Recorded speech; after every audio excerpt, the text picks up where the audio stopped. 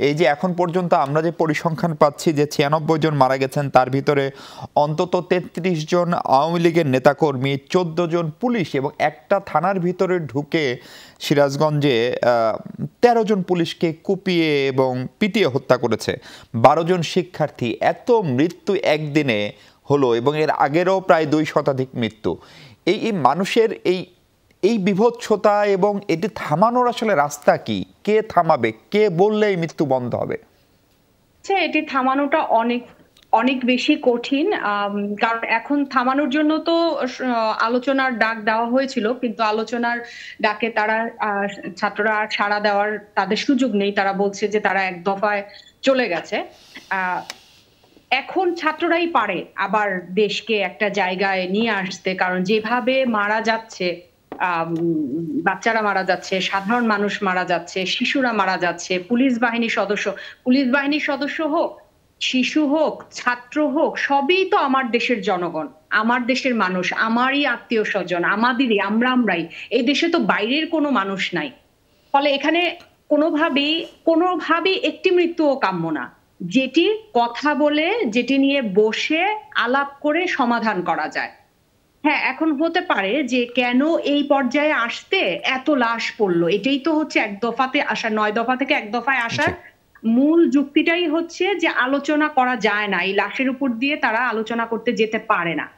সেই জায়গাটায় এমন হতে পারে যে জাতির কাছে ভুল, মানে ছাত্রদের কাছে যদি তার ভুল স্বীকার করে আবার আরো একবার আহ্বান জানায়, আরো একবার খুবই ফর্মাল ওয়েতে, খুব ইনফর্মালি আসলো, দরজা খোলা, বিষয়টা এরকম না, একেবারেই ফর্মাল ওয়েতে যদি ছাত্রদেরকে প্রপার সম্মান দেখিয়ে এবং সবচেয়ে বড় কথা আন্তরিকতার সাথে নিজেদের যা যা ভুল হয়েছে, যে ভুলগুলো এতক্ষণ বক্তারা সবাই বলেছেন,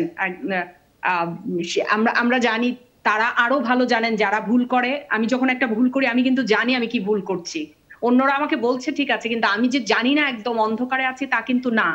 তো সেই ভুলগুলো কাটিয়ে এবং খুবই আন্তরিকতার সাথে এই ভুলগুলো আর ভবিষ্যতে হবে না এমন কিছু বলে যদি তাদেরকে আবার আলোচনার টেবিলে আরেকবার ফর্মালি আন্তরিকতার সাথে ডাকা হয়, জাস্ট ডাকার জন্য ডাকা, এখনো ইগনোরেন্সের জায়গায় থাকা কিংবা মানে ওই জায়গাটা এখন আর নাই। এটা শুধুমাত্র এখন ছাত্রদের অনুভূতি আছে, আবেগ আছে, কিন্তু অস্ত্রের জায়গা, কি বলা যায়, আক্রমণের জায়গাটাই কিন্তু অন্য কিছু ঢুকে গেছে, অন্য অনেক হিসেব নিকেশ ঢুকে গেছে, অন্য পক্ষ একটা দুটা না, অনেকগুলো অন্য পক্ষ ঢুকেছে।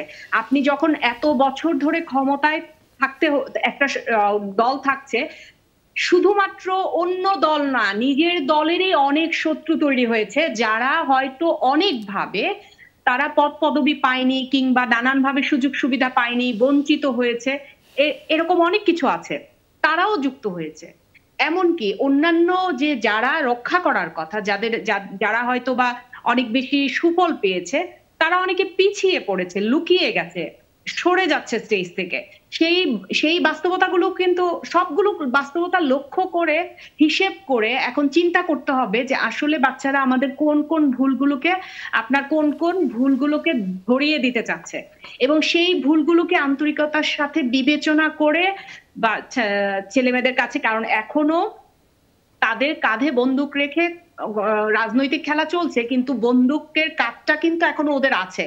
অতএব এই কাজটা সরাতে হলে তাদেরকে আন্তরিকভাবে আলোচনার জন্য একেবারেই রাষ্ট্রীয় পর্যায় থেকে ফর্মাল ওয়েতে, সম্মানের সাথে, আন্তরিকতার সাথে, আমি শব্দগুলো প্রতিটা খুব জোরালো ভাবে বলছি, আন্তরিকতার সাথে ভুলগুলো ভবিষ্যতে শুধরে নেবার এক ধরনের পরিকল্পনা থেকে, হুঙ্কার না দিয়ে, অস্বীকার না করে।